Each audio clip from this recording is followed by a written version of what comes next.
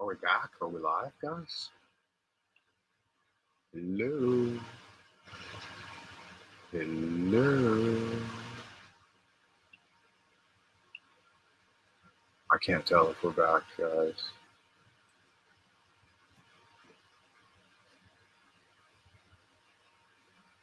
Anyway. Boop, booby doop, boop. Boop, boop.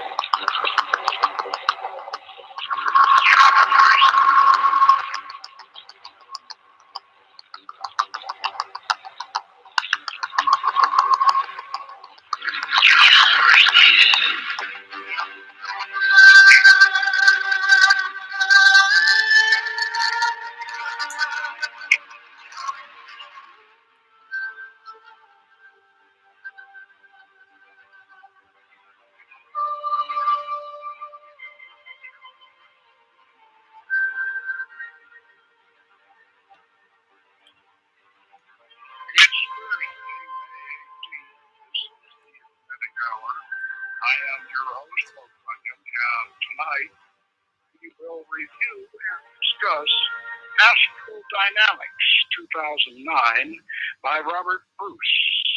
Robert Bruce is an Australian writer, not to be confused with the Scottish Robert B. Bruce. Now, in Astral Dynamics, Bruce has delivered what may well be the best practical manual on astral projection. SOBE is a similar phenomenon, since OPO's The Art and Practice of Astral Projection, 1961. And of course, I must admit that I have a special interest in this book because Bruce describes, validates, and teaches methods and techniques that we use in our magical instructions and training. Now, this description of the chakras, psychic centers, is virtually in line with our Western middle pillar system, and his third eye projection is very much like ours. He describes projecting into paintings and projecting from lucid dreaming states. And his energy work techniques are very Bardonian, and his description of the astral planes is in line with our experiences. All considered, this is a great book, and we highly recommend it. So, turn on, tune in, and pop out. Now, let me make a little correction on what I just said in that abstract. We don't derive our techniques from Bruce. It's just that we derive our techniques to some degree from the same sources, because it's obvious as you read through Bruce's manual that he is steeped in Franz Barden, and in fact he mentions initiation into Hermetics is right at the top of his bibliography, and of course he also credits Monroe, and he doesn't mention Ed Peach, that's OBO. However, it's very, very similar. And his book is very similar to and of course he also OBO's Art and Practice of Our Astral Projection from 1961, which was the one that we all got started with. And so there are a number of things about Bruce's book before we start getting into it that I will mention. He is very, very clear on the fact that the OBE, or the out of body experience, which a lot of you know as OBE, they used to use two O's, but now Bruce is OBE is better. The out of body experience is very definitely related to lucid dreaming and very much related to the dream state. And so, frankly, Bruce is confirming a lot of things that a lot of us know, and he is himself, of course, a natural projector. In other words, he was born with the ability to pop out. A lot of us are not, and I myself am not a natural popper outer. I kind of envy the people who are in one way, but then on the other hand, I don't, because natural popper outers are not as well grounded as those who don't.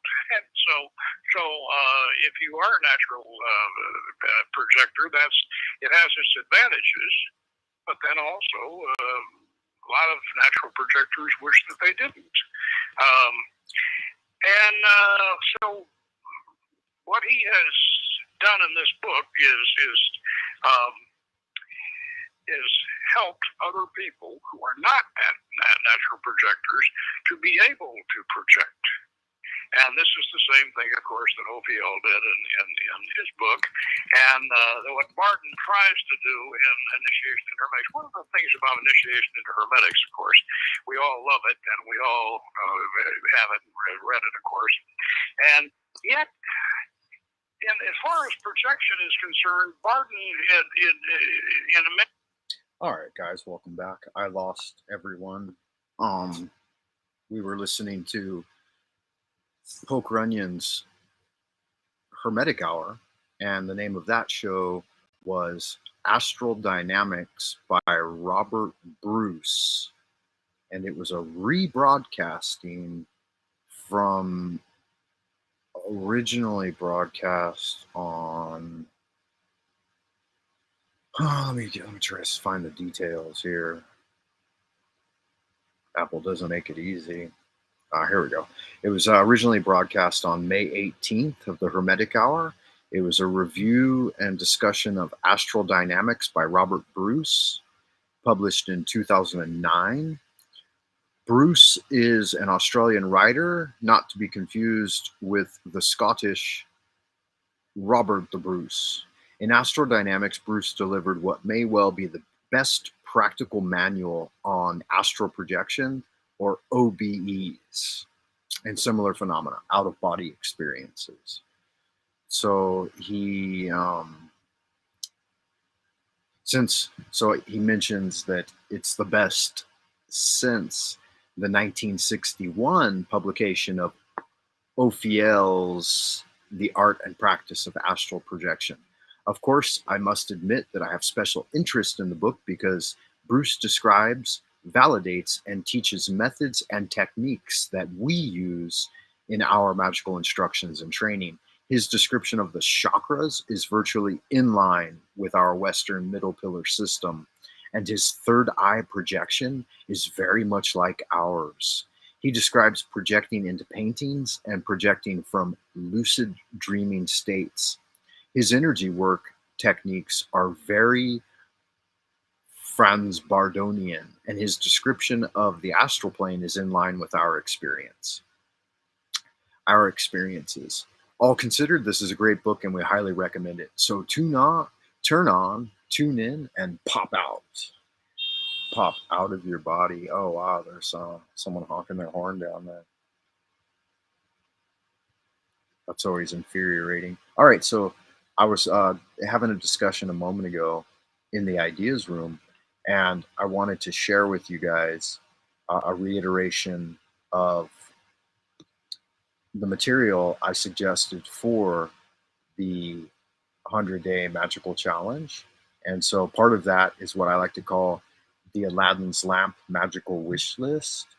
And what I mean by that is right here from It Works. I had actually thought up the Aladin's Lamp magical wish list before I read It Works, but I was discussing the techniques at one point, and then YouTube, with its algorithms of listening to you on all platforms, recommended this work to me. And I thought, okay, so the AI is working in my favor sometimes. Like yesterday, I typed something in an email to Eoin Ryan, and right after that, I logged into YouTube, and YouTube recommended a video with the exact wording that I used to talk to Owen about. So I wrote Owen I wrote him an email because he's in rehab, guys. If you were wondering where Owen has been, so Owen, he said he'll be in there another 2 months, and he's in rehab. I guess he came on some hard times, but he sent me an email since we've been talking about him and asking about him. He sent me an email on the 28th of July, 2 days ago, and he wrote. Here's what he wrote. If I can get my oh wow, it's freezing up, man. What did I do? And they're throttling my bandwidth. Let me make sure I'm still connected. Yeah, we're still connected, but nobody's here. Okay. All right. So we are still connected, but we're clipping in and out. All right. So before I do that, let me share with you what Owen wrote. So Eoin Ryan out in Ireland, guys, Dublin. He said, "Hey Frank, how's things going? I'm in rehab. I'm just allowed a few emails today. No phones allowed. I'll be here for another 2 months. I hope everything is going well on the Frank Monday channel, and I hope your family is good." So yeah, Owen wrote to me. I wrote back to Owen. I said, "Hey there, Owen. Good to hear from you, man. I hope you're doing well and find the healing you need. It's so great that you reached out to me, man. I feel so honored. I know your pain. I've been there many times and have survived. You too will survive this and find Ansalon. Look to Astarte, look to Zeus, and remember the good spirits of your ancestors and country. Ad Astra, my good man, I'll keep you in my prayers, and Magick. Your friend, Frank motherfucking Monday." So I wrote, find Ansalon, right? You'll survive this, and you'll find Ansalon. So Ansalon was a word that came to me when I experienced my aneurysm. I had just gotten out of brain surgery, and I came home and I was praying before my altar. And I said, what can I do to try to recover from this? I mean, I almost died. And a voice whispered in my ear, I guess it was my right ear this time, and it said, Ansalon. And there's only been like 3, maybe 4 times when I've had a direct transmission from the spirit world, like so clear that it sounds actually like a spirit whispering in your ear, right? And it's one of those experiences where I know beyond a shadow of a doubt that it's not my own voice and it's not mental illness. It's a direct transmission from the spirit world. And so I've talked about a couple of those, but one of those was that. So I went on a search and I'm like, what is Ansalon? I couldn't even remember having ever heard the word before. And I'm like, but it sounds like something I would be interested in. And so I read up on it, and it turns out that it's Arthurian legend that when Arthur was injured and needed to rest, he went to an island for recovery called Ansalon. And then I was like, wow, that's fascinating. That's exactly what I need. That's exactly what am looking for. And said, return to Ansalon. And I thought, well, if I can't physically return to Ansalon, I said, the next best thing is to read novels and storybooks, right? Involve myself in reading fantasy to pass the time. And so the first book I picked up mentioned Ansalon. And so Ansalon is also a place in the Dragonlance world on Toril. And so I was keeping the book up here, but I've since shifted it because I change books that I put back there occasionally. And in the book Amber and Iron, the protagonist of the story is a young girl that looks a lot like my daughter. Anyway, no coincidences there. But she starts off in a place called Ansalon. So there you go. And so I read all of those books, and that helped get me through that part, that hard part of life. Hey, looks like we might have a guest out in the ideas room. Welcome back. I am live chatting and discussing the 100-day challenge. And I wanted to reiterate a work that I think is really important on the 100-day challenge. And it's called It Works by RHJarrett, published in 1926. This website that I'm sharing from right now looks like it may be a scam type of site trying to get your money, but that doesn't matter. It looks like they have the book published in its complete form. So it says, here's your free ebook version of the famous little red book that makes your dreams come true. Um, they cannot put a copyright on it because it's in the public domain. So it says it works as a clear, definite, common sense plan of accomplishment with rules, explanations, and suggestions for bettering your condition in life. The author sent the manuscript of this book for criticism to a friend who returned it with the notation, "It works." This judgment, born of experience, was adopted as the title of the book.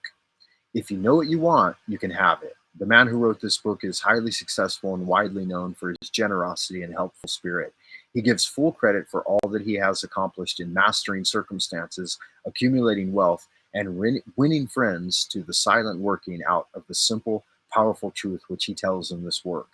He shows you here an easy, open road to a larger, happier life, knowing that this good comes from helping others without expecting praise. The author of helping others without expecting anything in return is the key axiom. The author of this work has requested that his name be omitted. What is the real secret of obtaining desirable possessions? Are some people born under a lucky star or other charm which enables them to have all which seems so desirable? And if not, what is the cause of the different conditions under which men live?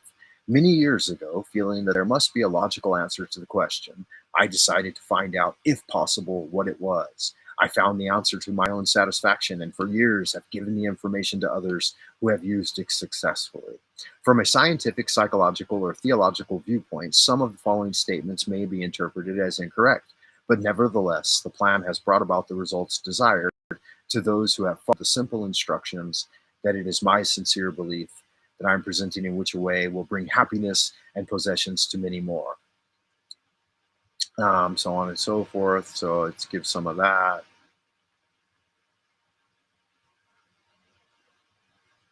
Let me get to the meat of the thing, guys. So goes the endless stream of expressions like these from millions of people in all classes who give no thought to what they really want and who are getting all they are entitled to or expect. If you are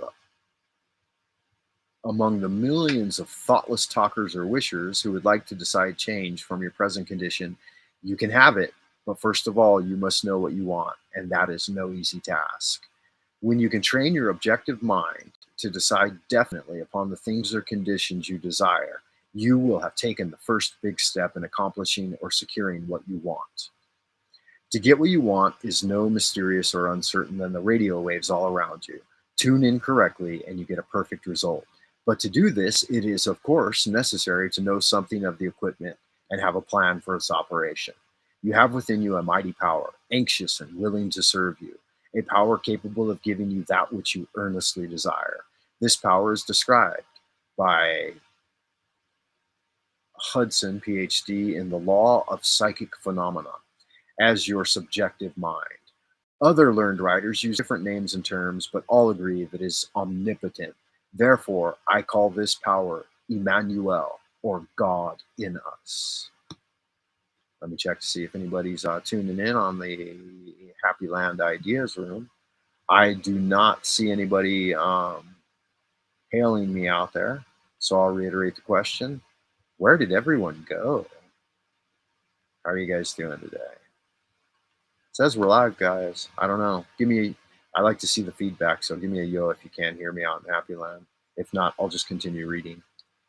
Regardless of the name of the great power or conscious admission of a God, the power is capable and willing to carry to a complete and perfect conclusion very earnest desire of your objective mind, but you must really be in earnest about what you want. Occasionally wishing or half-hearted wanting does not form a perfect connection or communication with your omnipotent power. You must be in earnest, sincerely and truthfully desiring certain conditions or things, mental, physical, or spiritual. Your objective mind and will are so vacillating that you usually wish for things and the wonderful capable power within you does not function. Most wishes are simply vocal expressions. Jimmy, the office boy, gave no thought of possessing the red roadster Landum, the salesman, was not thinking of any other job or thinking at all. President Bowden knew he had hay fever and was expecting it. If you are in earnest about changing your present condition, here is a concise, definite, restful plan with rules, explanations, and suggestions. Okay, guys, so here is the basic right there. That amount of information right there is enough to get you started on your Aladin's lamp magic wish list. These are the only things you have to do. Write down, this is a magical act. Remember that this is a magical act. And all of the spirits, heaven and earth, divine spirits, ancient masters, the archangels, your holy guardian angel will observe you in this process. As soon as you take pen to paper, you are doing magic. Write down on paper, in order of their importance, the things and conditions you really want. Do not be afraid of wanting too much. Go to the limit in writing down your wants. Change the list daily, adding to or taking from it until you have it about right.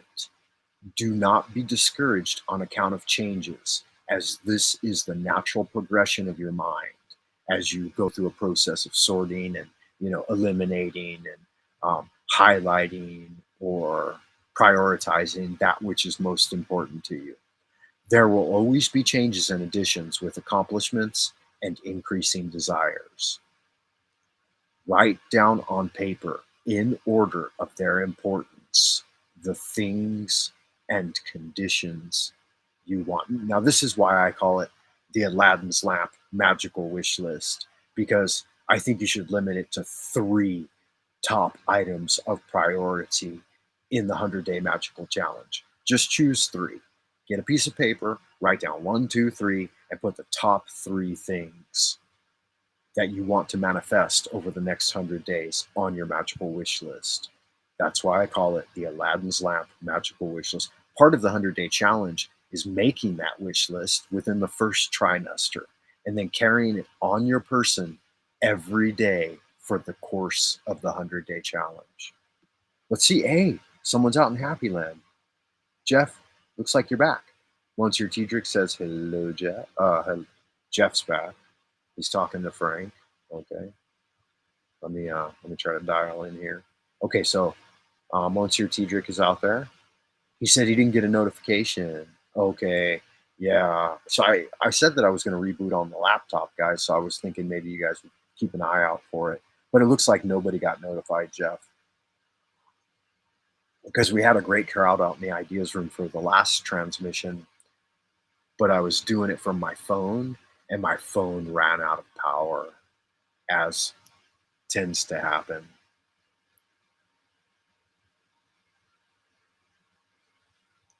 Anyways, is the same with projection in his book as he is with visualization. Barden himself was a natural clairvoyant and a natural projector, and so he knew he had to teach it to people who were not. But he said, okay, this is what you need to do, but he didn't tell you how to do it. And I know that we've had to improve on Barden's visualization methods, which we've done. As of course, those of you who have gone through our training program and which we know that we've struggled to make Barden doable. And the same thing what Bruce has done here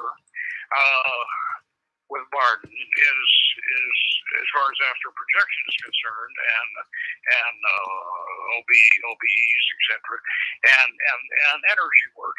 He has struggled to make Barden's requirements doable. And actually, this is something you really have to appreciate. When you read his book, you appreciate how he's taken Barden's requirements, training requirements, and made them much more doable and much more practical. One of the things... So Jeff says he's pissed that he's not getting notifications. She does. She strips away the notifications from the Frank Monday channel. Um, why am I not getting notified? Jeff asks and says.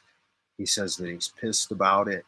And so I just want to let you know, Jeff, that it's not just me, it's everyone. Um, some of my favorite creators have recently made videos about it.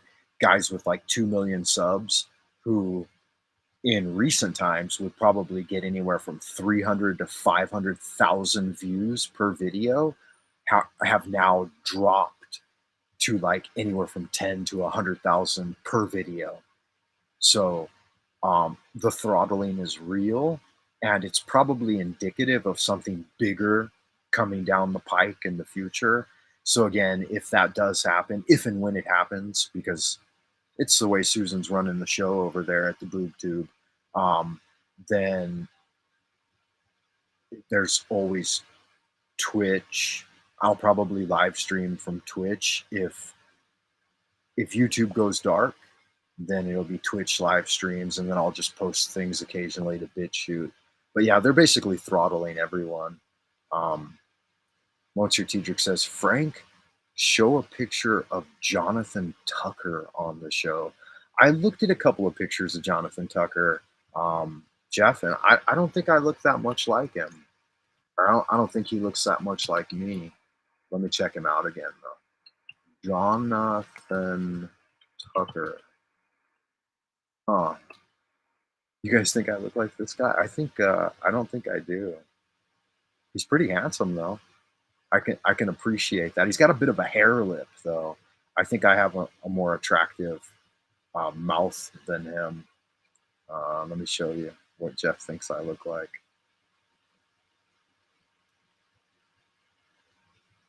Jeff thinks I look like this guy. What do you guys think? Is there any similarity? Any likeness? Show a picture. Is this the Jonathan Tucker you're talking about, Jeff? Let's see what he looks like. He's handsome. He's got a nice body. He works out. Sexy, and you know it. He's got a very unique, like, upper lip, though. And he's got he's a good-looking guy. Maybe right there with the mustache. But I think he's got what is called a hair lip. That upper lip is a hair lip. Yeah, that's me right there. But I think that I have a more attractive mouth than him. But yeah, we're definitely very similar. And I don't work out that much. I can't afford to spend time in the. I mean, it costs money to spend a lot of time in the gym and use like protein products and nutrient products and probably some steroids or hormones. So to get that kind of hormone therapy and have that good looking physique, that Hollywood physique, and bright white teeth and stuff. He doesn't show his teeth though, so I'm pretty sure he's got unattractive teeth like me. Maybe let's see him with a smile. He doesn't smile either though, and that's good. I think we're similar. There's some similarity there. God, he's ripped. That doesn't even look like a real dude right there. That looks like a wax. He's got a more pointed chin than me too. If you notice, I've got a cleft chin, a little bit of a cleft in my chin, whereas he does not. I don't think. Yeah, maybe he does. Maybe a little bit. All right, that's enough of that narcissism right there. Yeah, I think you're right, Jeff. I think he does look very similar to me. Honestly, though, I think I'm better looking than him. I think I'm more handsome than he is.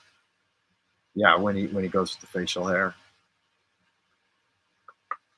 But my main problem is that he's probably a little taller than me. That would be my guess. And Hollywood wouldn't give me any work because I'm not 180 centimeters. I'm 176.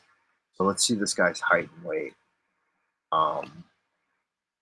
They won't give you the work unless you're like 180. So he's 5'10", 170 pounds. Wow, he's the same height as me.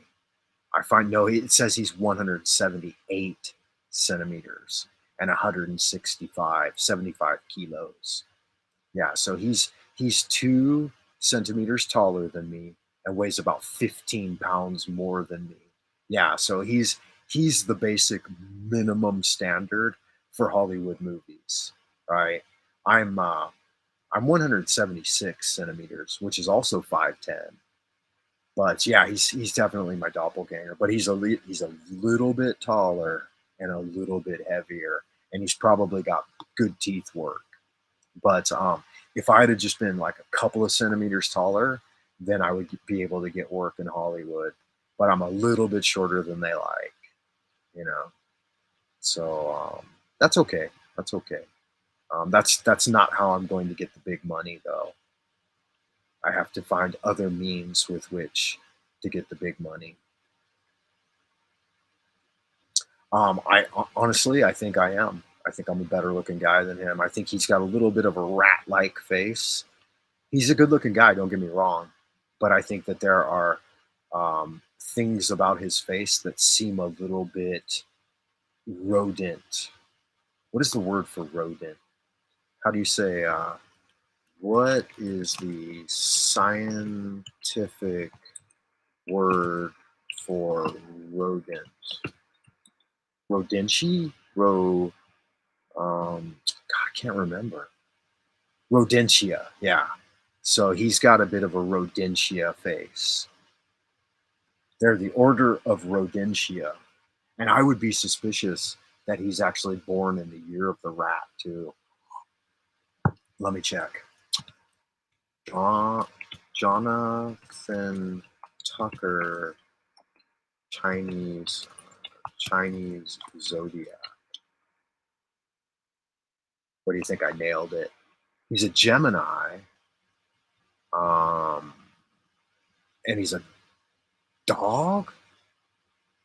He's born in the year of the dog. Okay.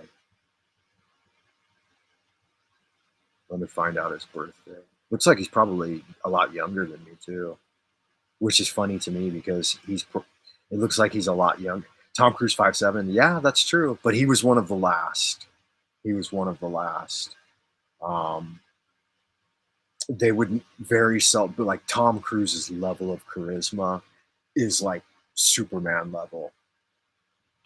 Tom Cruise also has a rodentia face. They call that the sinister triangle. He was born in '82, so he's about 9 years younger than me. He's a decade younger than me. Born in May 31st, which makes him a Gemini. Yeah, I wouldn't trust this guy. He's a Gemini. But I don't have anything against Geminis. I haven't been treated very well by Geminis in my life. Um, yeah, so there you have it. All right. Thank you for that high compliment, Jeff, though. I agree with this statement right here. That really puts the lead in my pencil, Jeff. Let me finish up this introduction to It Works, man. So don't be afraid at wanting too much when you're making your Aladdin's lamp magical wish list. Really go bananas.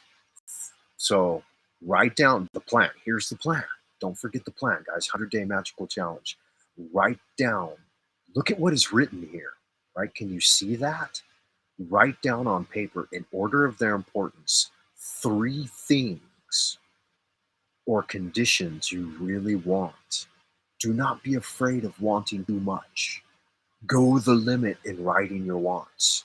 Change the list daily, adding to or taking away from it until you have it about right. Do not be discouraged on account of changes, as this is natural. There will always be changes and additions when accomplishments and increasing desires. 3 positive rules of accomplishment. Number 1, Read the list of what you want 3 times a day: morning, noon, and night. This is key. These threes are key in the magical application, right? The incantation of 3. 3 is a charm. The rule of the theory of turds, right? The rule of threes. Think of what you want as often as possible. Number 3, this is key. Remain silent.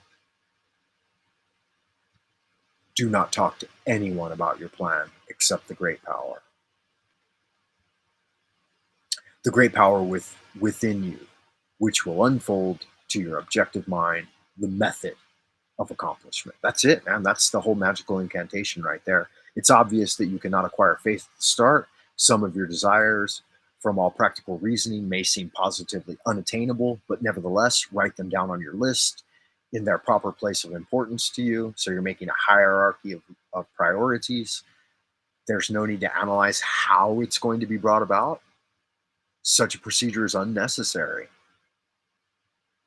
right? Why? It's such a procedure is as unnecessary as trying to figure out why a grain of corn placed in fertile soil shoots up a green stalk, blossoms, and produces an ear of corn containing hundreds of grains, each case capable of doing what the one grain did. If you will follow this definite plan and carry out these 3 simple rules, the method of accomplishment will unfold quite as mysteriously as the ear of corn appears on the stalk, and in most cases, much sooner than you expect. So when you learn to write magical incantation, sometimes it'll happen by the time you finish writing the paper, right? Remember, nothing can prevent your having that which you earnestly desire. Others have these things, why not you? The omnipotent power within you does not enter into controversial argument. It is waiting, willing to serve you. But your objective mind is so susceptible to suggestion and naysayers and worry warts. Oh, but the worry, and make it an almost impossible task. Choose your friends wisely. Associate only with people who have the same positive mindset as you. Put down on your list of wants material things such as money, home, automobile, whatever you may want. Do not stop there. Be more definite. If you want an automobile, decide what kind, price, color. If you want a home, plan the structure, grounds and furnishings, decide on a location and cost. If you want money, write down the amount.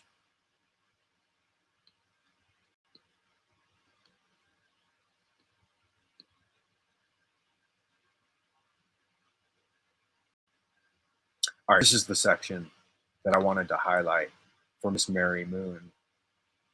Hey, mostly plant-based is here. Welcome to the show. Good to see you.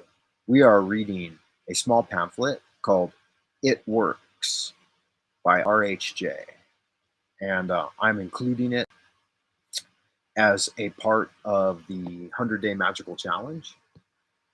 So if you don't know about the 100-Day Magical Challenge, you should definitely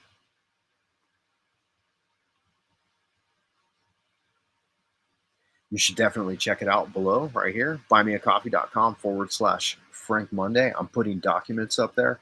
I released a video yesterday called The Lesser Banishing of the Pentagram Ritual, where I delineate the steps in the magical challenge. One of those steps is formulating in the first trimester, the first 33 days, formulating your Aladin's lamp magical wish list. And in that Aladin's lamp magical wish list, I recommend that you read the 1926 pamphlet by RHJ, 1926 Little Bread Book That Makes Your Dreams Come True. It's a clear and definite common sense plan of accomplishment with rules and explanations. It's called It Works, right? And here's the basic plan right here. Let me show it to you. The plan. Write down on paper, small piece of paper you can keep in your pocket, in order of their importance, the things or conditions you want to manifest over the 100 days of the magical challenge. Do not be afraid of wanting too much. Go the limit in writing down your wants. Within the first trimester, change the list daily, adding to or taking from it until you have it about right. Do not be discouraged on account of changes, as this is natural. There will always be changes. 3 positive rules for accomplishment. Read the list 3 times a day, morning, noon, and night. Think of what you want as often as possible. Do not talk to anyone about your plan except for the great power within you, which will unfold your objective mind, the method of accomplishment. Here's the key idea. It's that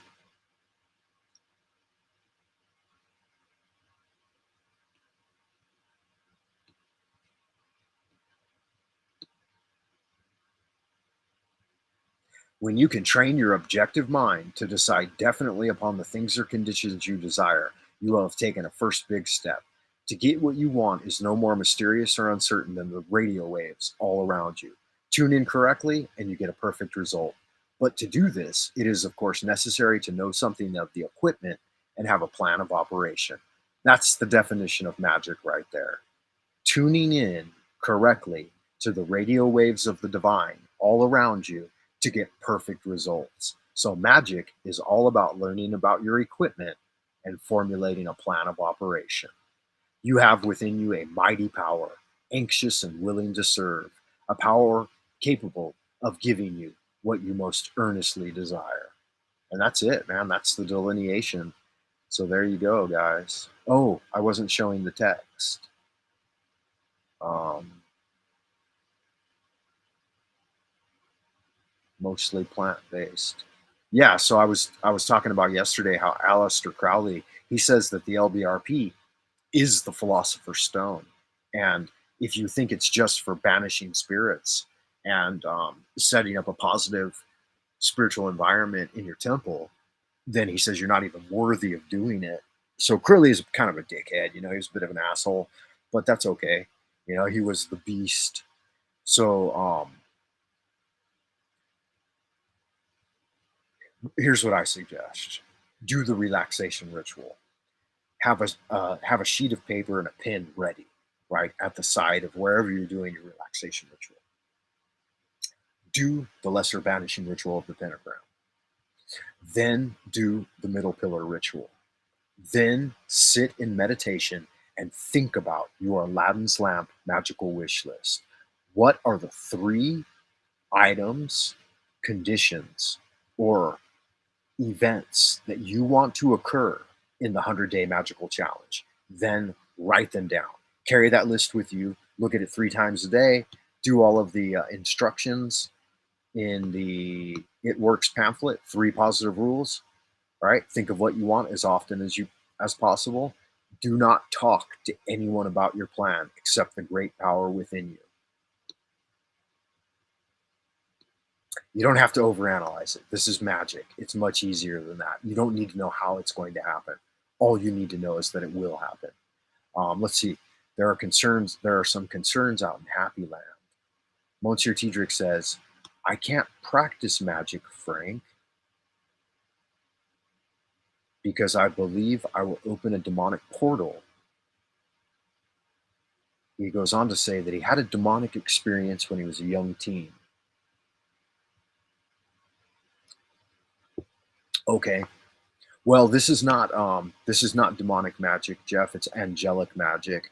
So if you're naturally worried about demonic experience, then magic is the key thing for you. It's the very answer to your troubles. The lesser banishing ritual of the pentagram will drive away any demonic beings. Like, oftentimes I'm looking for spiritual phenomena myself because I like to experience it, but then I find out that there's no phantoms around me anywhere. There's none around my house, there's none around my building. They've all been driven away because I practice the pentagram ritual every day. So elementals, when I encounter them in nature, will be subservient to me, right? They'll be humble and sincere. They won't try to kidnap my children. Ghosts in this area will avoid the temple of Frater Francis Lunas Aristeus because they know that I'm a powerful magi. So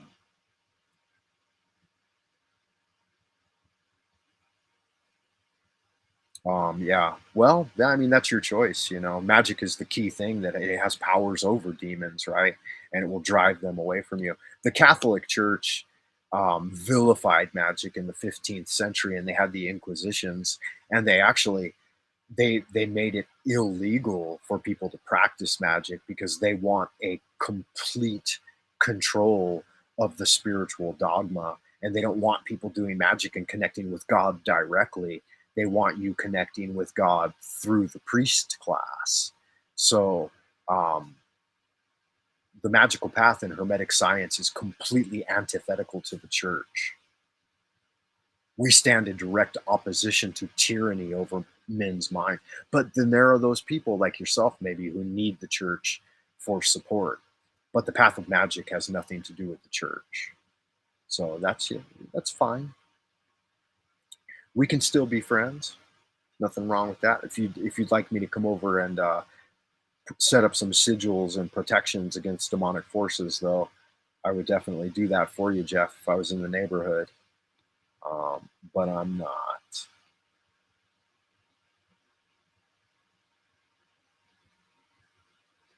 There is a cautionary note here, and I'll give me a second and I'll read it to you. A caveat. About Bruce, though, that I will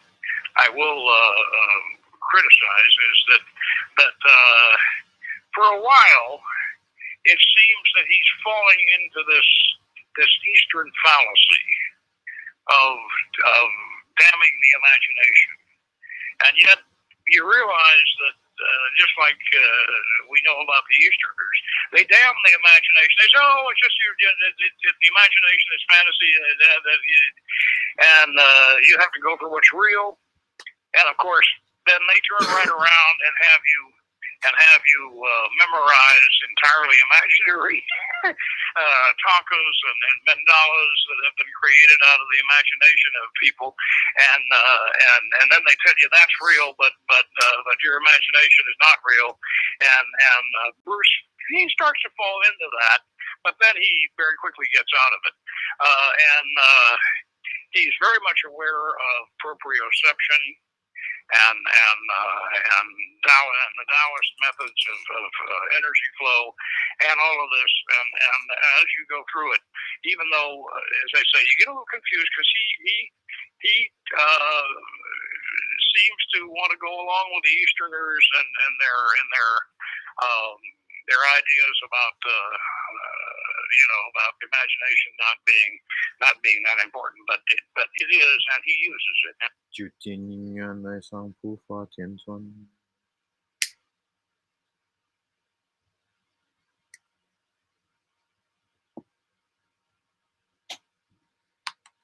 Can I wake mommy up? No, don't. Why would you want to do that? We have to go to the doctor. What time? 就是怎么说，越 early 越好，因为越 early 没有人。No, wake her up then. 因为他们医院昨天妈妈说，就是从 2 o'clock 到4 o'clock 是人最多。行 wake her up. 对。今年来上不发天尊，今年来上不发天尊，就今年来上不发天尊。He uses it all the way through the book. I want to make that point clear, that of course, as we have said over and over and over again, imagination is the power of magic. Imagination is what it's all about. Imagination is the greatest human power, and perhaps the most powerful thing in the whole universe, the most powerful source of power. Now, let me read the introduction to Bruce's book here, because it'll set forth a lot of things he's doing. Subtle dimensions exist all around us, and very few people ever notice or step into them, if they even believe they exist. By reading this book, you take a big step towards the greater reality. The new techniques, ideas, and procedures offered in this new edition are effective and easy to apply. They provide a powerful set of tools and ideas that make sense out of body experiences. OBEs. This makes the OBE more accessible and achievable than ever before. The guidance offered herein draws largely upon my personal experience, and since the age of 4, I have had countless OBEs, and I delight in a fresh, hands-on approach. This has yielded me a profound understanding of the theory and practice of OBE. I have long realized that we know very little about OBE and other dimensions. Part of this lack comes from our natural linear 3D approach to everything and the effect that this has upon our beliefs. This approach works in the physical universe, but falls down badly once you step into 4D and beyond. More important than improved techniques are the new ideas presented in this new edition of astrodynamics. The mind split effect, for example, is truly groundbreaking. This makes sense of often perplexing OBE phenomenon. It also reveals why OBE appears to be so difficult to induce, when in fact it is achievable by everyone. In a nutshell, during an OBE, the mind splits into copies that operate simultaneously. The physical body-mind, the projected body-mind, and the dream body-mind. This complexity causes many problems during reintegration when the physical body mind awakens, and 3 separate memory streams from the same time period must form a single memory. Habitual beliefs and memory processes. And your higher self has a lot to do with the resulting memory, or lack of one. Understanding this concept and how to work with it and around it is crucial for a successful out-of-body experience. Without the memory of an out-of-body experience, it never happened. It is simple matter for anyone to induce an out-of-body experience or to dream lucidly, but only a delicate set of conditions make it possible to remember. There is a magic window of opportunity that allows for successful out-of-body experience recall. This appears briefly while you are awakening, when your consciousness flickers between sleeping and waking, the hypnagogic state. The key to out-of-body experience involves understanding and utilizing this flickering state. The importance of out-of-body experiences in a lucid dreaming becomes clearer when you consider how these states bring you closer to your higher spiritual aspects. It is known, for example, that vision problems during out-of-body experiences can usually be remedied by commanding, "Give me light," or "Give me clarity." And if you think about how the out-of-body experience command process works, it becomes clear that your own higher self is taking the direct action. Here, the underlying principles of affirmations and the manifestation process are revealed. And while out of body, you are much closer to your higher self than you are to your physical body and mind. Affirmations and commands have a more direct impact in several realms.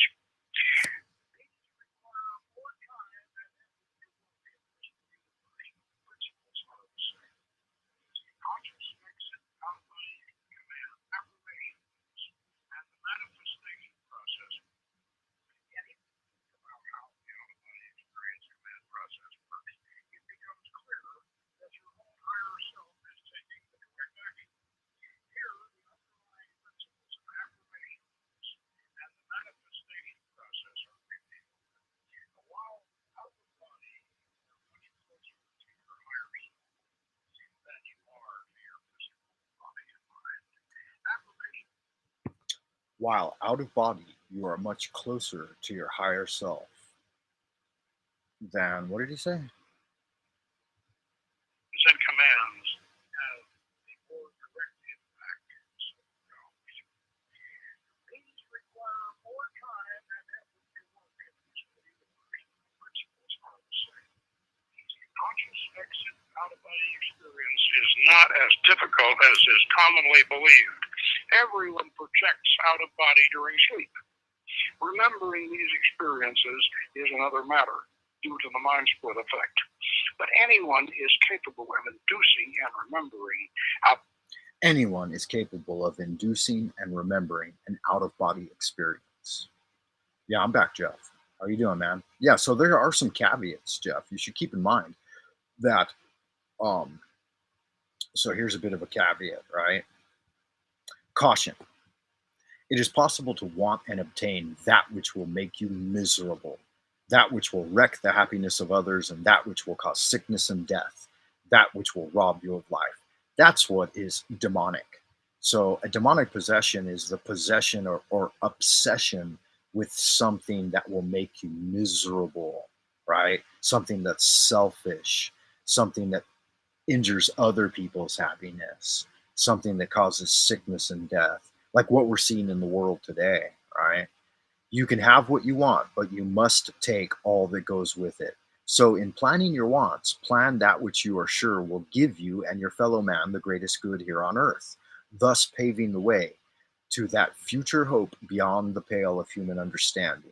The method of securing what you want applies to everything you are capable of desiring, and the scope being so great, it is suggested that your first list consists only of those things which you are quite familiar with, such as an amount of money or accomplishment, or the possession of material things. Such desires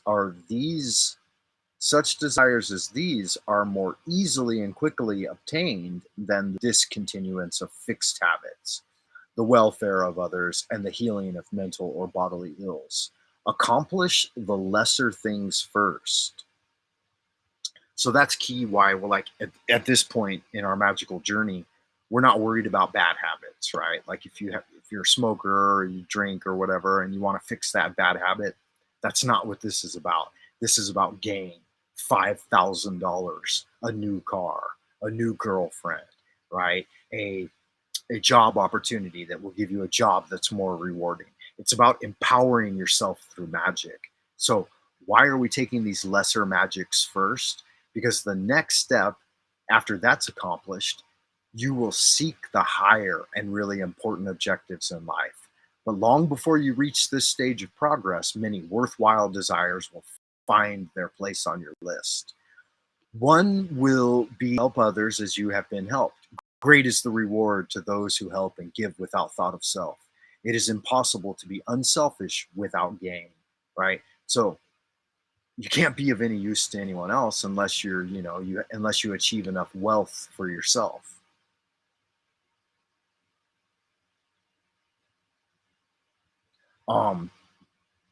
So Monsieur Tiedrick's in the ideas room, guys, and he's sharing a personal battle with a demonic entity. I don't know if you want me to talk about it openly on the show, though, Jeff. Hey, and Sandra Sue has made her way back to the ideas room. Good to see you out there in Happy Land. Guys, if you're participating in the 100-day magical challenge, make sure you review this video because I don't want to have to reiterate everything I've already covered. I mean, we're an hour into it, and I've already covered about 30 minutes of material. So basically, I'm just recommending that you get in there and do the work. Read the book. It works. It's so short and so easy to cover in 20 minutes, right? There it is. It's only 10 pages long. I mean, don't read it here. Try to find it somewhere else.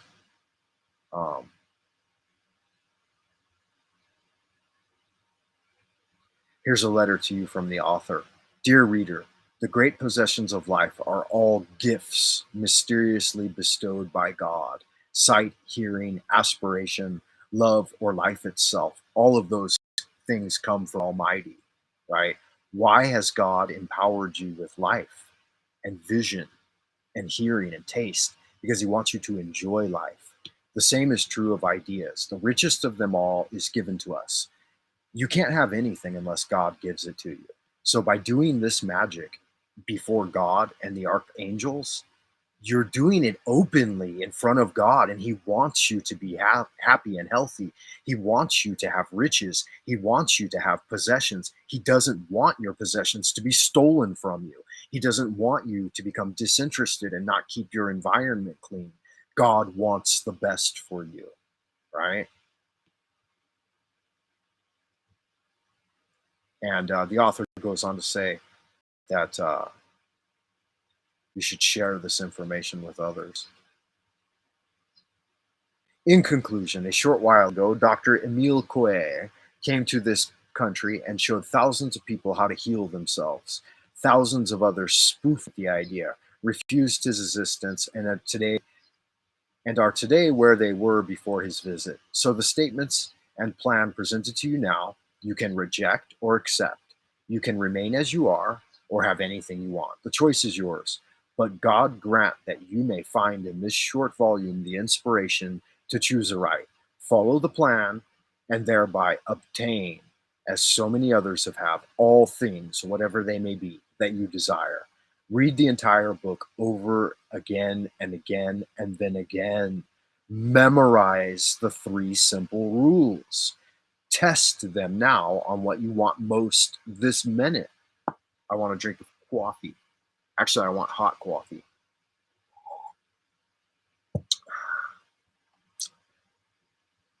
This book could easily be over 350 pages, but it has been deliberately shortened to make it easy as possible for you to read, understand, and use. Will you take the challenge? Come on, guys. Join the 100-day Magical Challenge. Stop waiting for something to be given to you, right? Do the great work and getting it done. It's that easy. Yeah, God loves you and wants you to be safe and strong and happy and healthy. That's why he gives you a gun to physically defend yourself against evildoers, right? But you have to do the work.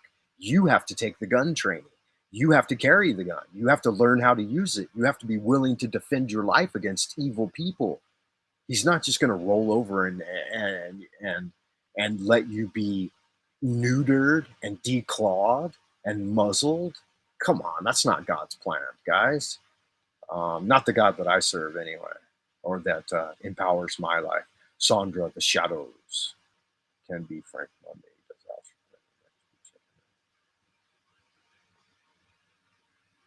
Anyways, man, that's it right there. I'm not going to bemoan it. I've led you guys to the water. It's up to you to drink. You can lead a horse to water, but you can't make them drink.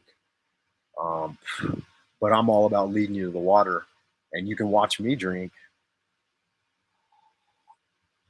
or you can join me in this most titillating and exciting endeavor to reunite with the Godhead.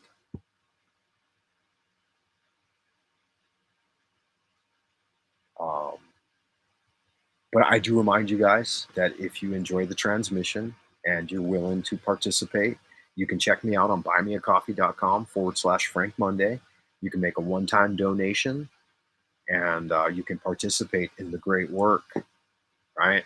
And again, you can label it anything you want. At a minimum, I suggest you read the book, right? You can just listen to it in audio form. It's not about demonic magic. There are no demons here, Jeff. Demons fear the Lord, right? Demonic entities are not what we're talking about. We're talking about angelic beings, the 4 archangels of the Tetragrammaton. We're talking about uniting with the highest divine expression. The demon king is our servant. It's chained to stand as the guard and servant. Out-of-body experiences. If they will just take the time to learn how it works and to practice a few basic skills. And after this, it is just a matter of practice. This is read this section right here on a your bicycle. Do it. But instead of gravity, you must balance on the razor's edge between sleeping and waking. Read this section on your own. What he's discussing here, I got to check out and he what's doesn't going on use in this the house. terminology, but he's discussing the hypnopompic and the hypnagogic states. Hypnopompic is as you go to sleep, that borderline state when you just slipping into sleep. And hypnopumping is when you're just waking up. And of course, when you're just waking up from sleep and early in the morning, this is the best time, for lucid dreaming and of course astral projection in this sense. Now, let's go on and read a little bit what he has to say about dimensional theory. The Holy Grail for astral projection is a reliable key to be planned and repeatable and out-of-body experiences. I have spent much of my life on this quest, studying the dynamics and processes involved with out-of-body experience from both inside and outside my body. This elusive key lies less in the projection technique and abilities than in the understanding how the human mind processes and stores different types of memories. This understanding involves finding better ways to download the astral projected double's delicate shadow memories into recallable levels of memory. To do this effectively, you must first know what is happening during the exit and reintegration phases of an out-of-body experience. After an out-of-body experience, the only enduring part is the memory of what happened. And if that memory is lost, there is nothing to indicate that an out-of-body experience ever occurred. And without the memory, it never happened, even if it did. And therein lies both the problem and the solution. And before we delve further into OBE memory issues, we need a better frame of reference. So let's examine everything that is involved in out-of-body experience. Memory, mind, brain, and consciousness. What is your mind and where is your memory? You cannot take your finger and point to where these are. Our best scientists cannot tell us, but we know they exist. Memories do not exist in the physical brain.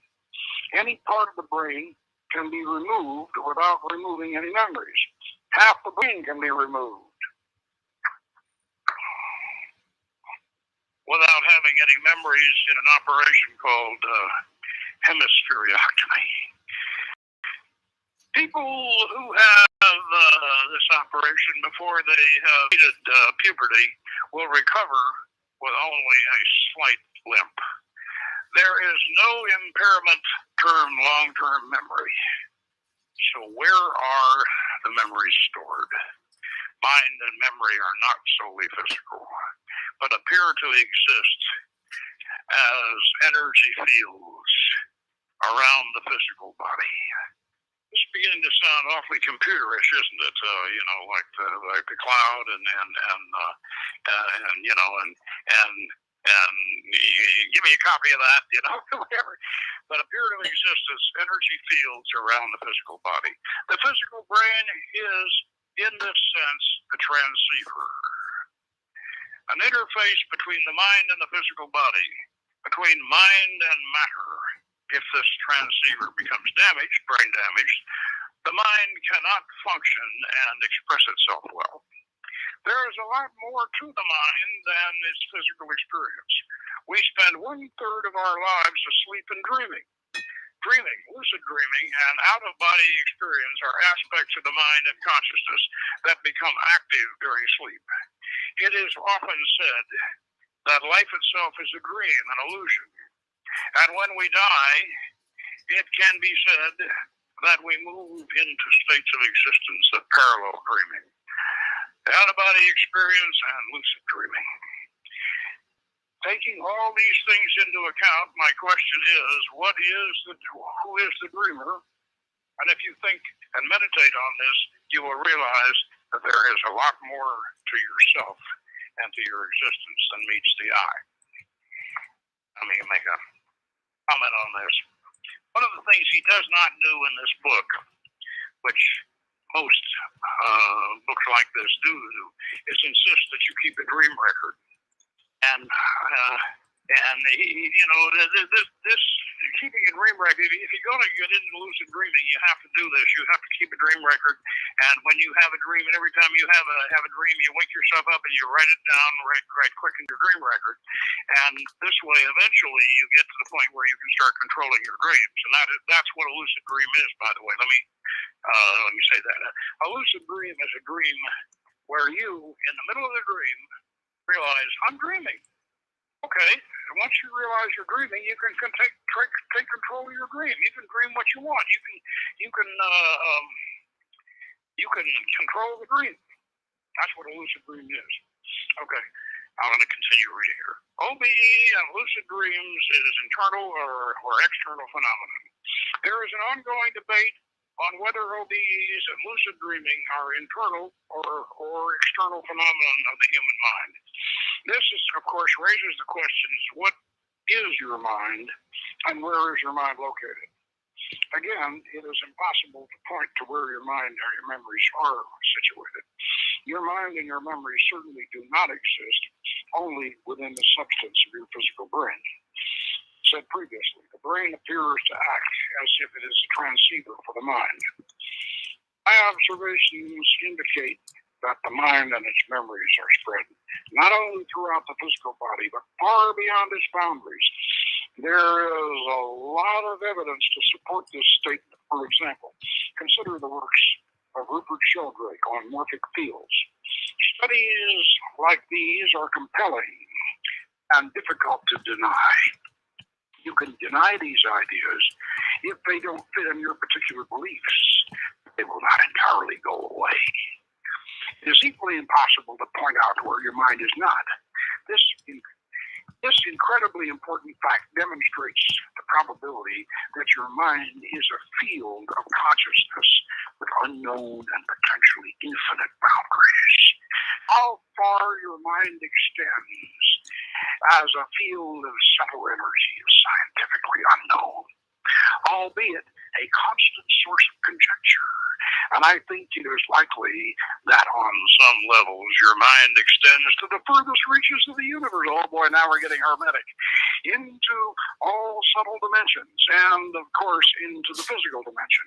Again, there is a lot of evidence to support this, including studies on telepathy, precognition, remote viewing, the sense of being watched, etc. All this.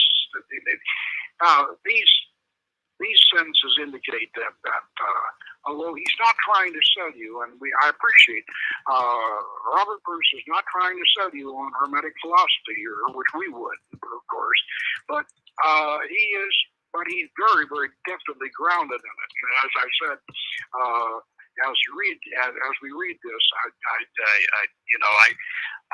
see Robert Bruce looking over old Franz Barden's shoulder, but yet he's writing this. In my considered opinion, that when you have an OBE, a dream, or a lucid dream, you are not actually moving outside the boundaries of your own mind, because your mind has no boundaries or limits apart from your own beliefs. A better way of looking at this is to consider that when you have a dream, an OBE or a lucid dream, you are shifting the location of your discrete point of consciousness awareness. This point moves within the field of your own mind, which is intimately connected with the entire universe on all dimensional levels. Call this universal mind, the collective unconscious, source God, whatever your beliefs suggest. We are looking at the same good light. In this sense, every living thing, be it human, animal, or vegetable, is a point of mind, a point of consciousness existing within the universal field of all-encompassing source consciousness. And of course, you are at the center of your universe, and you are the universe. Your mind can probably best be described as a discrete unit of subtle consciousness, conscious energy, enmeshed within the universal field of subtle conscious energy. And this is like an iceberg floating on an ocean. It appears to be separate from the ocean that formed it, unless it melts. But it was, and always will be, part of the ocean. And it may travel there, here and there, but it is always a part of its source, its maker, the ocean. I have to say that there is no clearly determined inside or outside of your mind and your consciousness.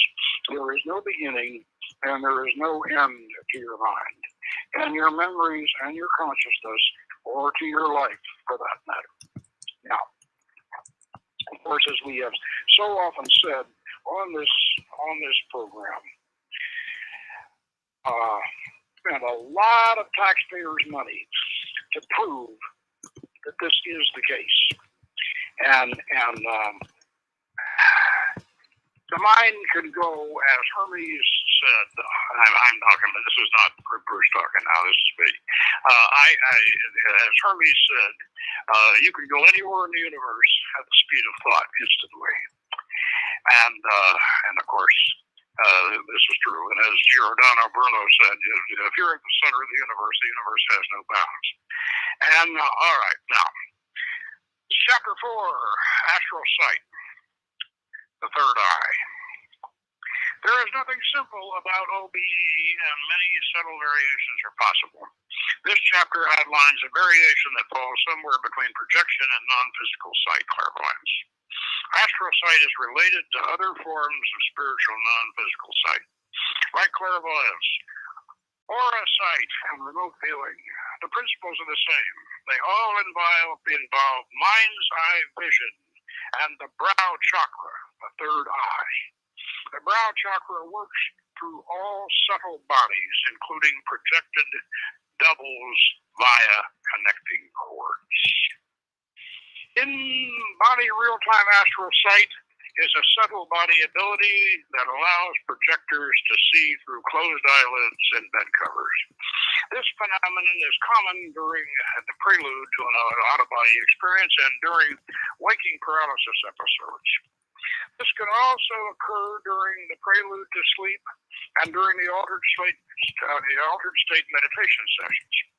Mind awake and body asleep state causes the internal generation of the expanded energy body and projectable astral double. The subtle body is firmly enmeshed within the physical body. It can also develop real-time and astral sight abilities while an out-of-body experience is in progress. This can also occur during waking paralysis episodes, which involves the out-of-body experience in progress. Quality of these abilities varies. Many people, while experiencing in-body real-time astral sight, do not realize that their physical eyes are closed at the time, or that they are seeing through bed covers or behind themselves. Now we go to remote eye projection. Remote eye projection is an unusual type of out-of-body experience that allows the mind split effect to be perceived. A remote point of consciousness shifts out of body while the physical body-mind remains partly conscious without an actual out-of-body experience exit appearing to take place. This can happen spontaneously to awake but extremely tired persons, but it can also occur during sleep, during deep mind-awake and body-asleep states of meditation. Accidental remote eye projections are always extremely tired and hanging on the edge of sleep, forcing themselves to stay awake. Well, this is not the case in yoga, because we have a technique where which we've described before on this show, and where we go up into the third eye and open the curtain and send our remote eye out, or drop our hands and spirit hands and step through the curtain and actually project. And so you don't have to be that tired. The overtired person simply sees visions of remote scenes as if with their physical eyes. This is often a real-time scene close to the projector's location.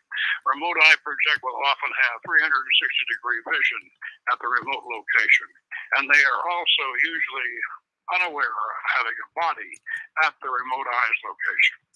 They also usually have only limited influence over their movements of their remote eye aspects, of any. Now, this is actually what he's describing here is essentially remote viewing target acquisition. I'd like to get into some of his energy work here. We'll come back to that third eye experience in a bit, because he projects into paintings, and this, of course, is a marvelous thing to be able to, because artists, especially magical artists like Araminus Bosch, will create astral landscapes and scenes that you can actually project into, which we'll get into in a little bit. Now, energy work. Doing your energy body. The practice of out-of-body experiences is largely dependent upon the energy body activity. Body awareness-based energy work methods allow for specific activation of energy centers. Exercising these causes subtle energy flow more strongly, making out-of-body experience exits more powerful and achievable. Energy work taught here is tactile imaging systems that does not require visualization. That's not true. Now this is where he starts getting confused. He says it doesn't require visualization, but all of this work requires visualization. This is the problem. As I say, we have all of us here in the West have been intimidated by some of these Eastern gurus, especially from India, who have come up with these dictums that, your mind, and they tell you to kill your mind, and they say your mind is the enemy, and they tell you all kinds of things that are absolutely wrong, and the whole tantric system came originally from Pythagoras anyway. They didn't invent it, but they act like they did.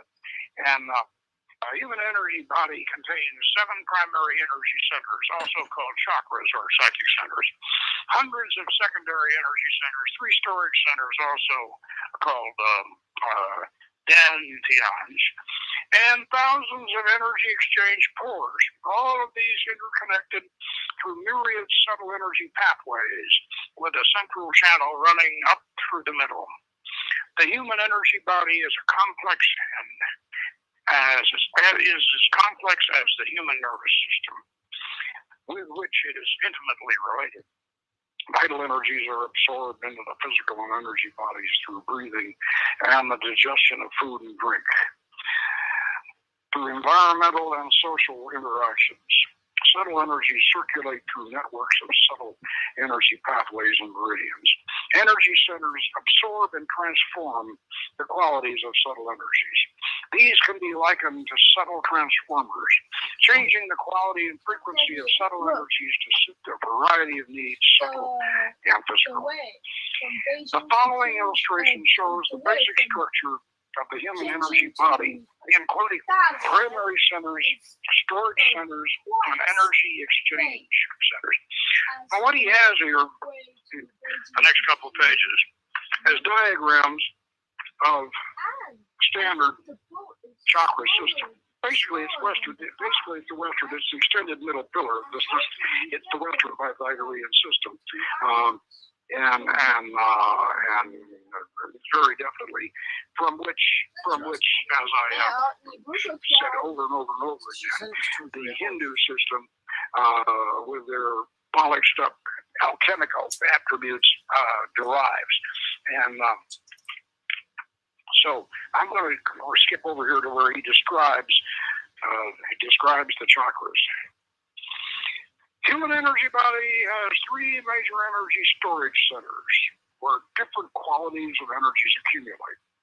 These are different from the primary energy centers that share the same general areas, although they are all energetically connected. There's the subnavel center. It sits midway between the belly button and the pubic line, 2 inches inside the average body, and its function is to store raw physical vitality. And when stimulated, this center produces fluttering, bubbling energy movement sensation, often an inch or 2 to the side of the central point of the pubic line. Now, we call this the heart center, and the Tibetans definitely. Most Tibetan chakra systems are more in line with the Western system, and they use this. This is the Tumo center, the heat energy center for the Tibetans. It's also our alchemical mercury center, Kusor's blacksmith's workshop. Now, the next is the sub-heart center. And this sits in the middle of the chest between the nipples, 2 inches inside the average body, and its function is to store raw emotional energy. And this is, we would call this Tipperip, and related to the sun. And then the sub-brow center. This sits between the eyebrows, in the center of the brow, just inside the skull, and its function is to store raw, mental, and psychic energy. So we call this the SED and Jovian center. And this is where the third eye is located, and this is where we project from. Of the 3 energy storage centers, the only one deliberately filled with energy work is the subnavel storage center. And when this is full, it overflows naturally conditioned energy into the subheart and the subbrow storage centers. And this is very, and you'll find this in Montauk Chia's orbit, his microcosmic orbit. And this is the same in Taoism. It's the same in Hermetic practice. It's the same in the people that don't use it are the Bengali tantrics don't use it, but the Tibetans and the West, we do. Okay. Experiments have taught me that deliberately filling the 2 higher storage centers in the heart and brow is unwise. This can unbalance the energy body and cause predictable problems, including emotional, mental, and psychic instabilities. Now, also, he talks about belly breathing in here, and of course, as we have discussed over and over again, that prana, the Bengali tantrics, they make a big deal out of breathing down the sun and the moon breath, and breathing. And breathing in prana as power, whereas we bring down power, celestial power from the lightning flash, which of course we can say energizes prana, but prana is essentially oxygen. This oxygen is, and one of the things that we've been doing in yoga ever since the Pythagoreans invented it in tantric yoga, we have been breathing all the way down to the belly and all the way down to the all the way down to the crotch. Actually, we breathe, and so this idea of the having to have the sun and the moon in the head is not necessary at all. You can breathe down. You can put the sun and the moon where you need to put them in the body, to follow the middle pillar, and then you can breathe down through them. And Bruce discusses belly breathing and body breathing in here. So basically, the only thing different about his chakras and ours is his colors. He doesn't use our Western color system, and so we need to make that change. But otherwise his chakra system lines up with ours perfectly. Now. And he says the full body circuit. He says when you breathe through the whole body, and also he has a whole system in here where you get balls of energy, especially these reddish balls of energy, and then power elemental, and moving them through the body and charging the body, and moving these energy balls, and this is very, very much like Raja Yoga, and very, very much like Barden, and you get those of you who have seen Simon King of the Witches, with the red Simon with his red ball and in one hand and his blue ball in the other hand, and he's going magnetic electric, magnetic electric, magnetic electric, charge, charge, charge, and he's trying to charge his alluvial condenser. That's delightful. If you haven't seen that film, see it. It's really a good take on 1970s Magick in Los Angeles. Okay, now. What I mentioned before was that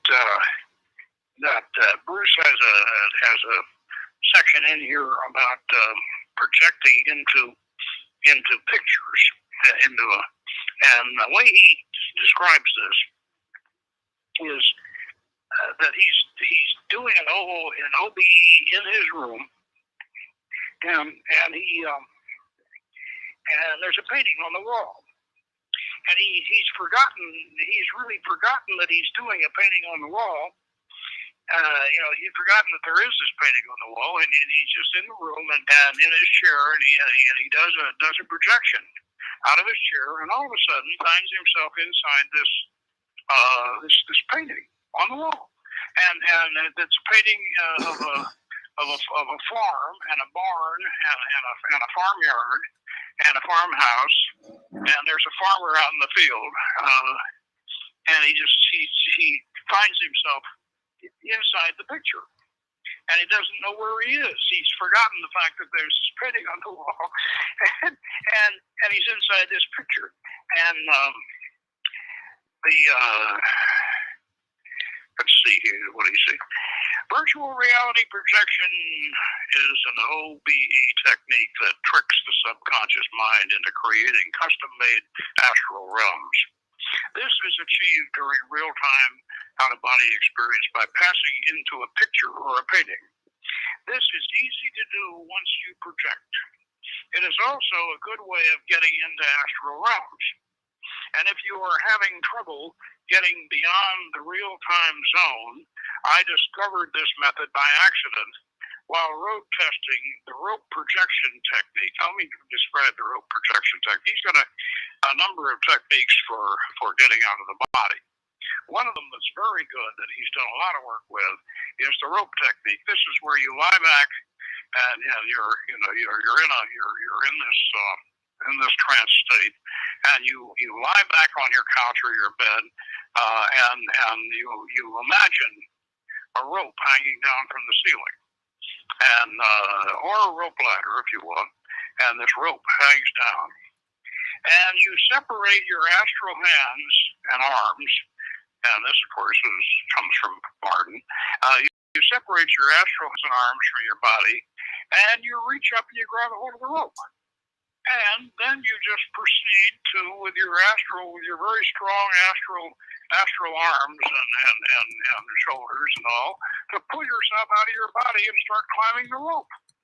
Now, I haven't tried this technique yet, but I'm certainly going to. I mean, this just sounds like a very, very, very, very good way. And Bruce has done a lot of work, and he says, okay, so projected double has strong creative abilities. It'll be difficult, though, to consciously create anything solid and durable during a real out-of-body experience. If a sword is deliberately created by a real-time projector, for example, the sword will slowly appear as imagined. It starts to form as a mist, growing more solid until it looks real. But then it will quickly fade once the projector ceases holding its image in his mind. To create anything durable in real time, the subconscious mind, the higher self, must be engaged in the process. So we create the rope. The projector is the point of consciousness with no actual size or shape. The body of the projected double is created by the projector's own sense of body awareness. The body becomes apparent only when observed. When unobserved, it reverts to a minute point of consciousness.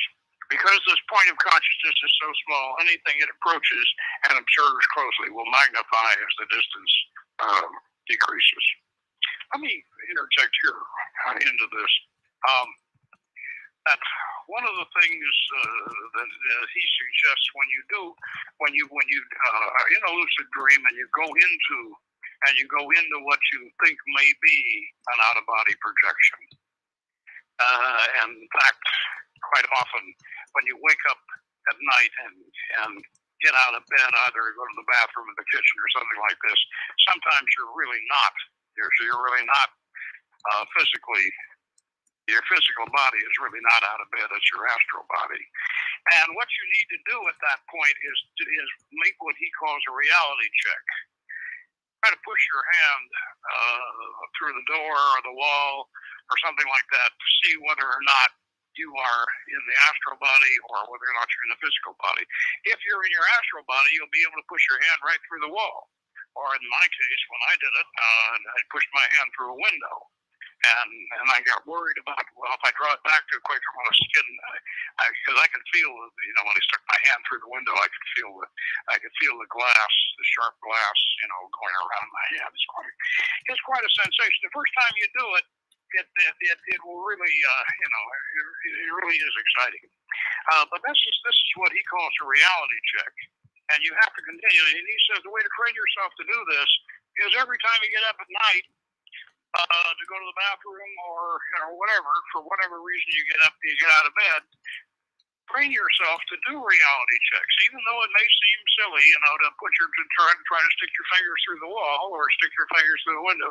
Do it, because this will condition you that then when the time comes when you actually your astral body gets up, you'll be able to tell that you are having an OB, and of course lucid dreaming can very quickly get into that. Now, consider what happens when a real-time projector passes through a solid wall. The interior is seen in great detail.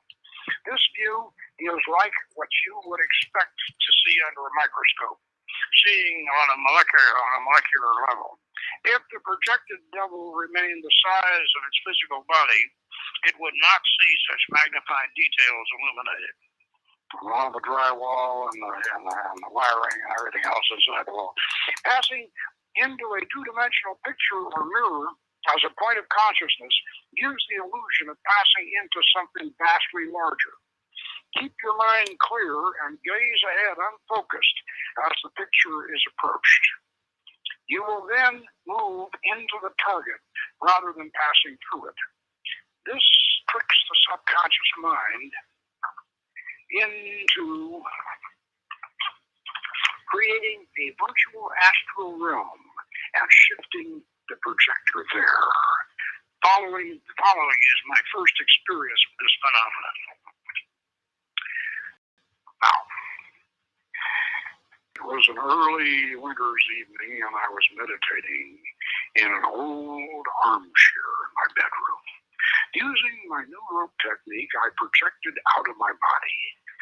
It was fairly dark in the room, and only a crack of light from the street light coming through a chink in the curtains. I floated to the back wall and was about to pass through when something strangely familiar appeared before me. Before I could properly see what it was, I suddenly found myself in a strange new world. Where am I thought, surprised. I seemed to have shifted into an astral realm for no apparent reason. This was unusual, and I wanted to know why. I was in a dim and misty world with a damp, gloomy atmosphere, but I did not feel threatened. A rail fence of massive rough-hewn timbers fronting a dilapidated building stood before me. From my right came the silvery reflections of a nearby body of water. Muffled noises and movement came from near the old building. I did not feel threatened, so I climbed the fence and investigated. I waded through a low mist that hung on the ground, and this world felt more solid than other astral realms. A huge, roughly dressed man with a black dog came shambling out of the shadows. He looked about 8 feet tall. They moved away to the right, stopping near a low fence. I called out, but they did not seem to hear me. They climbed the fence and walked off towards the water in the distance, soon fading into the mist. checked out the old building. It was a barn with large open doors on one side and a lean-to at the rear. I looked inside and saw nothing but mist and shadows circling the barn. I found nothing at the rear. There was nothing here worth seeing or doing. So I went to follow the man and his dog. None of this made any sense to me. It all seemed vaguely familiar, but I could not think why. Realization dawned, and I suddenly knew where I was. I was inside a painting that hung on my bedroom wall. It depicts the old barn with a rough-hewn timber fence in autumn colors, and there is a small lake in the background, and a man and a black dog. It is twilight and misty with shadows. This painting hangs in a spot where I had tried to pass through the wall. Excited and not wanting to lose track of what had just happened, I focused my body and was soon back in my chair. I turned on the lamp and recorded the key words of the experience in my journal. I turned out the lamp yet now. Now, down below he says, create a virtual reality realm. I have repeated this virtual reality experience many times. It is interesting and potentially useful phenomenon. To create a virtual reality realm, get a picture of a pleasant scene that you like and hang this on the wall or ceiling and another room close by. Now, as I think I mentioned before, certain paintings, classical paintings, have painted on purpose. They are purposely painted to create astral realms. And one of these, of course, is Ramesh Bosch's Garden of Earthly Delights. This is an altar triptych. It was intended to sit on an altar. And I believe that it was Bosch intended it as an astral realm. It give you an entrance to an astral realm. And commentators on Bosch believe that the Adamite sect actually sponsored his creation of it. But this Garden of Earthly Delights can be projected into, and this is quite an adventure. And we'll be discussing that and even showing a picture of the setup in our forthcoming book on Rosicrucian yoga. And it's getting pretty close to the witching hour here, so I'd like to go ahead and wrap up here saying that this book is highly recommended, and his exercises in here and his techniques and all are very, very good, and I thoroughly recommend this book. And as I said, I also mentioned, well, it's the best one since old Ed Peach's The Art and Practice of Astral Projection. Old Ed Peach called himself OPL, and that book is still available, by the way, and it's very good too. And that's the one that I got started with. And OPL, in his old book, he has this dream method. Although he wasn't familiar with lucid dreaming, that's been a more recent thing.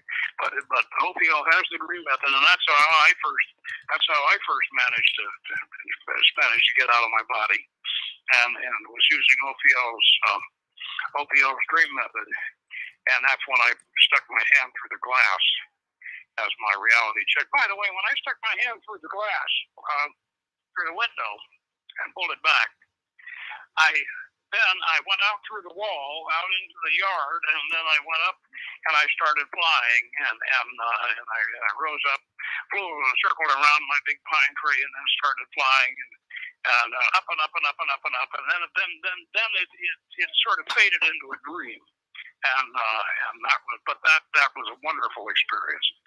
However, I have to say this, and this is one thing that Bruce does not know. If you want to do this, if you want to use the dream method, yes, you need to get OPL's book. But if you want to do the dream method, if you want to do this thing, this out of body experience through the lucid dreaming technique, and you've got to keep a dream record. And oh gosh, when you start working on this, and you wake up every time you have a dream, you wake up and you write it down. You're not going to get any sleep. This is going to take a while, and you really are going to be short on sleep. So it's going to make you sleep deprived for a while, but it's worth it, and it's something that every magician should do. You should manage to get this under control and have these experiences. And so, anyway, next week, Albert Pike and the Hermetic tradition in Masonry. The 28th degree will rise again, and I have been promised that we can do it again, and that's and that, of course, warms the cockles of my heart. And so next week, Albert Pike and the Hermetic tradition in Freemasonry. And so until then, good magic.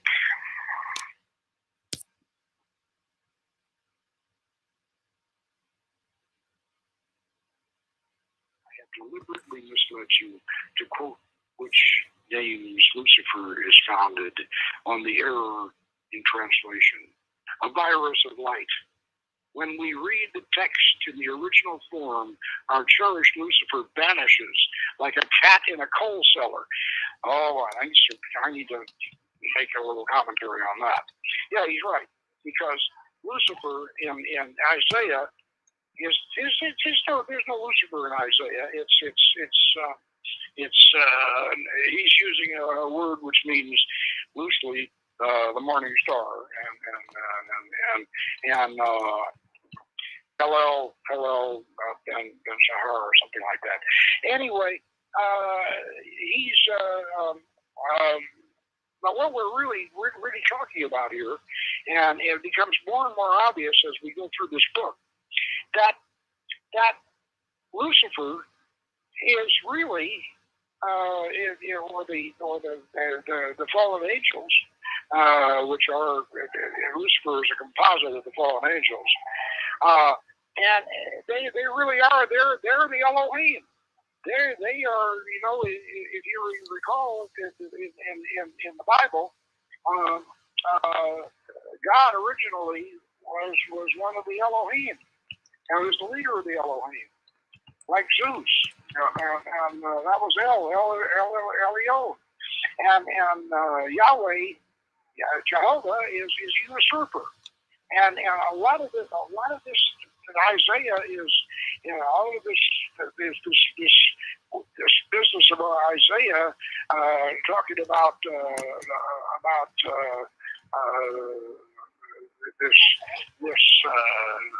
whoever this Lucifer, this Hillel Shahar is this is projection. This is psychological. This is the psychological principle of projection. Isaiah is talking of